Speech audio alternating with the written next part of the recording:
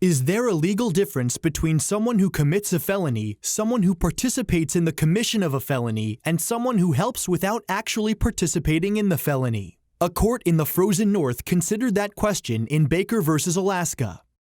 Donald Baker, John Stanfill, and Jason Frazier planned to rob a pizza delivery person. Stanfill phoned in an order for pizzas to be delivered to a neighboring apartment building. When James Seymour, the delivery person, arrived with the pizza, the three masked perpetrators were lying in wait. One of them repeatedly hit Seymour until he gave up the pizzas. The perpetrators took the pizzas and fled back to Stanfill's apartment. But then, Stanfill's mother, having just heard about the robbery, returned to the apartment and saw them eating pizza.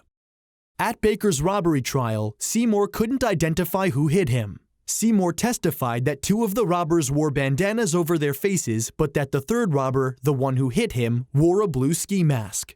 Stanfill, testifying per a plea deal, admitted calling in the order and participating in the robbery. Stanfill also testified that Baker wore a blue ski mask, and Frazier admitted to participating in the robbery. Both Stanfill and Frazier testified that Baker participated in the robbery, but neither identified Baker as the assailant.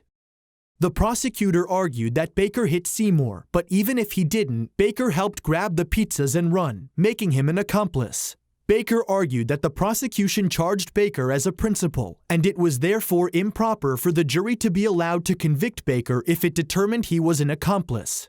The court overruled Baker's objection and instructed the jury that it could convict Baker of robbery if he was only an accomplice. The jury convicted Baker of robbery and he appealed to the Court of Appeals.